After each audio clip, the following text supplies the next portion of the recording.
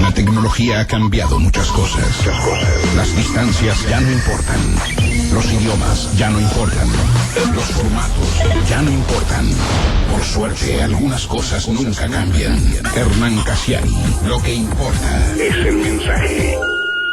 Yo estaba a punto de cumplir 11 o 12 años y mi tía Ingrid, que era muy culta, me regaló 2 canastos llenos de libros de su adolescencia. Eran más de 50 libros y mi mamá los metió en el baúl del auto. Estaban en 2 bolsas de arpillera. Pero entonces llegó mi abuelo Marcos y sin que se lo pidiera nadie, sacó los libros del baúl y los desparramó arriba de una mesa como si fueran pomelos o como si fueran cartas gigantes de chinchón. Miró los títulos de los libros, las ilustraciones de las portadas y empezó a decidir cuáles eran para mi edad y cuáles no. Mi abuelo Marcos era un tipo muy gordo y muy nazi y todos en la familia le tenían mucho miedo. Para él, los demás siempre estaban equivocados y él había llegado al mundo para encontrar los errores. No se reía casi nunca y cuando se reía era una risa que daba miedo. Para peor, yo era su primer nieto y me quería preservar de todo lo malo. Él estaba seguro de que en muchos de esos libros que me habían regalado podía haber malas palabras o escenas chanchas o cosas para las que yo a mis 11 años no estaba preparado. Así que se sentó a la mesa con su cara de escuerzo, dueño de la verdad, y empezó a hacer 2 pilones de libros. En un pilón iba poniendo los que yo sí podía leer y en el otro pilón los que no. Se basaba en los títulos, en las tapas, en el nombre de los autores, en su propia intuición nazi, en sus poquísimas lecturas. En el montón de los permitidos puso esos libros seriales que se publicaban en los 60, libros del tipo Jules y Gilles en busca del diamante, Hardy Boys y el misterio de los 6 cachorros de Angora, mierdas,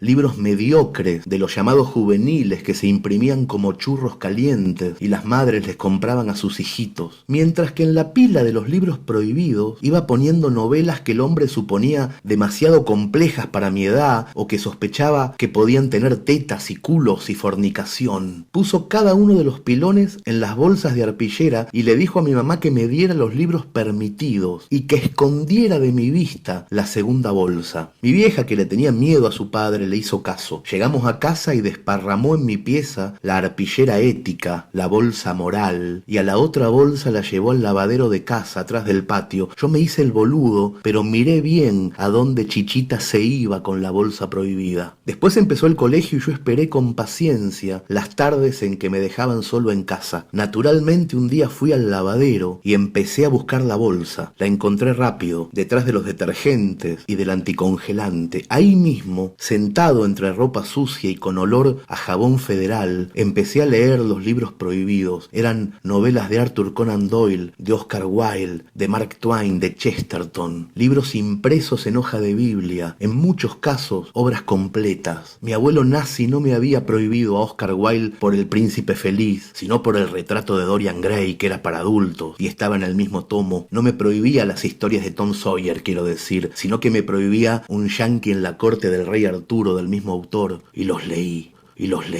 Tuve un abuelo que me prohibió justo en el inicio de mi rebeldía la buena literatura, no la tele, no las drogas, ni el alcohol, ni hacerme socio de Independiente, Dios libre guarde. Me prohibió los libros buenos, las historias inmortales. Tuve esa enorme suerte de principiante y se lo tengo que agradecer a él, porque en la infancia y en la preadolescencia la pasión por las cosas solamente te entra por las puertas del no toques eso, no hagas eso. Por eso ahora que tengo una hija de 10 años, no la vuelvo loca para que lea. Es un error. Lo que hago es esconder a Borges en estantes inalcanzables y meto a Edgar Allan Poe en cajones con llave y a los cronopios de Cortázar les pongo una cinta que dice no tocar. Yo sé que ella, Nina, tarde o temprano, se va a sentar sola en casa, en la ansiedad de su infancia, y va a entrar como si nada en la clandestinidad.